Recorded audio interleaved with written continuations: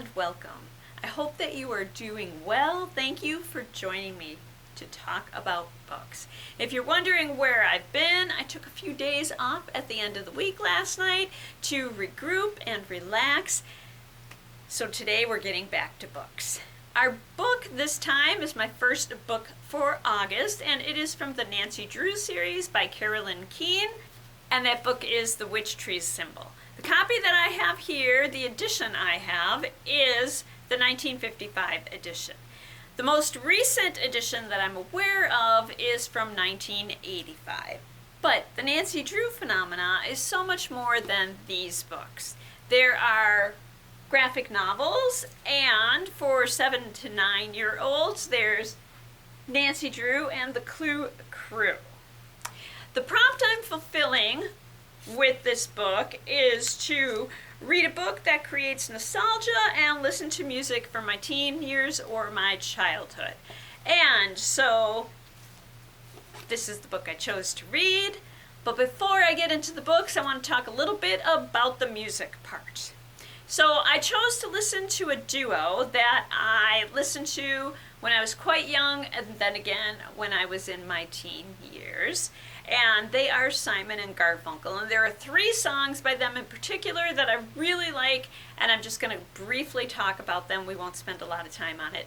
The first one is the song that for me is the perfect expression of summer, and the 59th Street Bridge song, otherwise known as Feeling Groovy.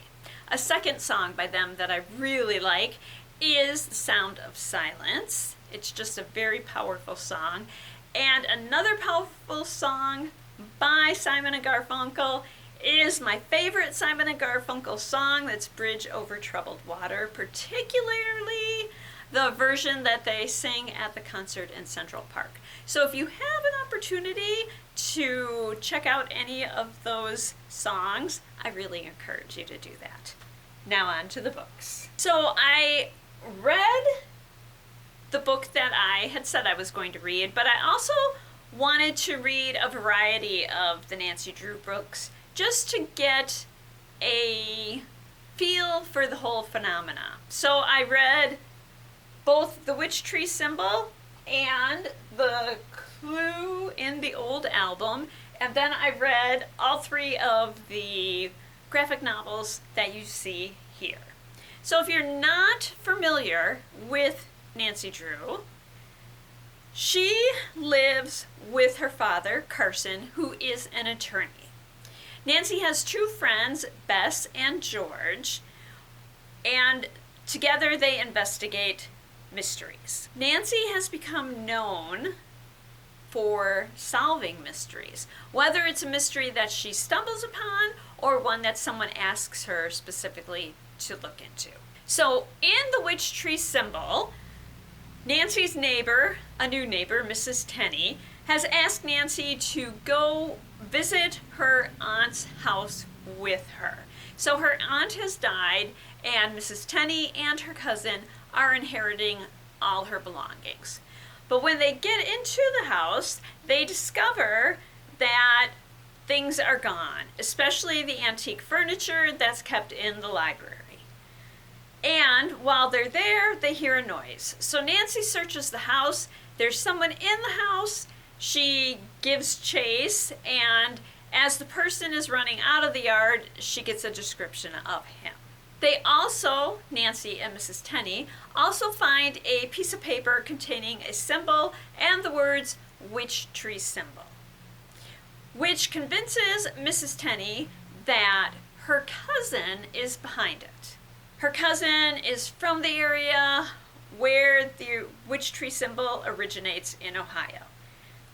Nancy visits a couple of hotels in her town, and she brings along a description of the person she saw leaving Mrs. Tenney's land, and he is identified by a concierge at one of the hotels, and this person who stayed in the hotel who matches the description also has ties to Ohio, specifically in Amish areas of Ohio. So Nancy and her friends, George and Bess, go to Ohio in search of answers. And there they stay with an Amish family. I read a lot of Nancy Drew books when I was younger. So how does this book stand up? Here are a few observations that I have. Her two friends, George and Bess, have very different interests, but aren't always described in the best ways, and are more side characters than partners in solving the crimes, at least in the books that I read. Bess is not always portrayed in the best way either. They mention her weight more than once. And while this isn't the case in every book, like I don't remember that happening in the books that I read when I was younger, it does happen in the books that I read. As I've mentioned, this is the 1955 edition of The Witch Tree Symbol. This is the 1947 edition of The Clue in the Old Album, right? Yes, The Clue in the Old Album. So, I'm pretty sure that this doesn't happen in later editions of the book like it did here. If you can look beyond some of the dated material or get a newer edition of the book, there are some good things going on in this series. As newer editions were released of the stories, they were updated, the language was revised, and some of the dated ideas were as well. I love that Nancy's father supports her. I love their relationship. So Nancy decides she's going to Ohio to look into the possibility of Mrs. Tenney's cousin being behind it, and her dad doesn't throw up all these roadblocks to her. He supports her decisions, and if she does need help, he's there to help her. So in the other book, The Clue in the Old Album, there is a neighbor who has a granddaughter who's asking for Nancy's help, and when Nancy gets the idea to expose the granddaughter to other activities to help her find something she's interested in, her dad, Nancy's dad, supports this also and works to help that happen. And I don't know a lot of other books from that time period where that would have happened. Does Nancy wear more dresses than women would now? Probably, but I don't think if you're reading this book, you're reading it to find out what she's wearing. You're interested in the mysteries, and you're interested in how she's solving them. Was this book the best Nancy Drew book I've read? Not really. It was fun, but there are definitely better books in the series. I remember really liking The Hidden Staircase and The Mystery at the Lilac Inn. Both of those are highly rated on Goodreads. The highest rated one is The Hidden Window Mystery, which is the 34th book in the series.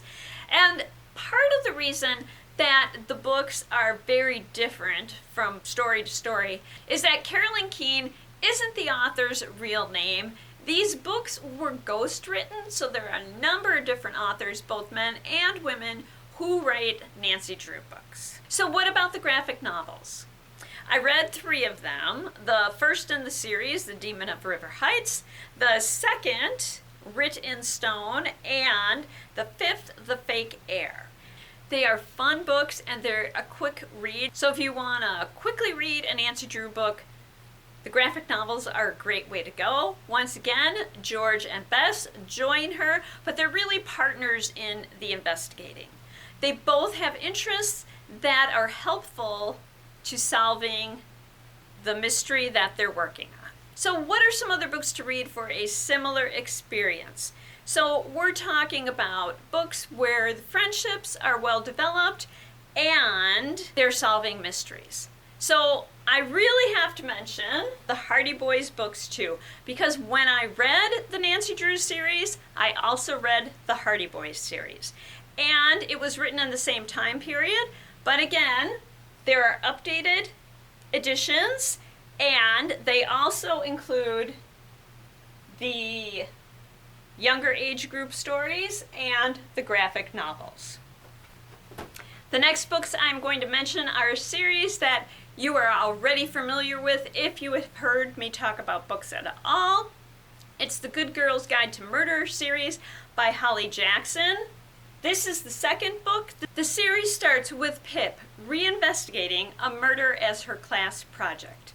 She's determined to find the person who is guilty of the murder of Andy Bell, and she really does not believe that Andy's boyfriend Sal was the one who did it, although he is the one that officially had been found guilty.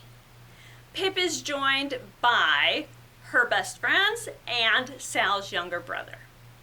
But you're going to find the same level of friendship and parental support in this series as you do in the Nancy Drew and Hardy Boys series.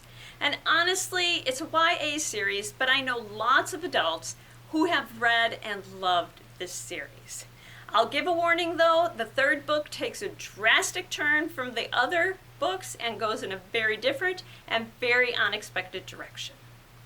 For the adult age group, and I don't have this book or this series here, but I'm going to talk about the Costume Shop Mystery Series by Diane Vallere, especially the third book in this series, Dressed to Confess. The main character, Margot, returns to Proper City, Nevada, and is running a costume shop. In the third book, she is providing costumes for the performers of the town's popular annual festival. When one of the performers is murdered, Margot's best friend's father is the prime suspect. Margot is compelled to search for who really did it and prove her friend's father innocent. If you're in the KRLS system and you search for this title, you won't find it on our catalog, but you are able to request it from MinLink. And there we are. I hope you enjoyed this look at the Nancy Drew series, the Hardy Boys series, and other books to read for similar experience for both the teenage group, the younger age group, and adults. I will be back with the second book for August very soon, and that book is Ordinary People by Judith Guest. I hope that you will join me then, and until then, I hope that you enjoy all that you do and all that you read. And thank you.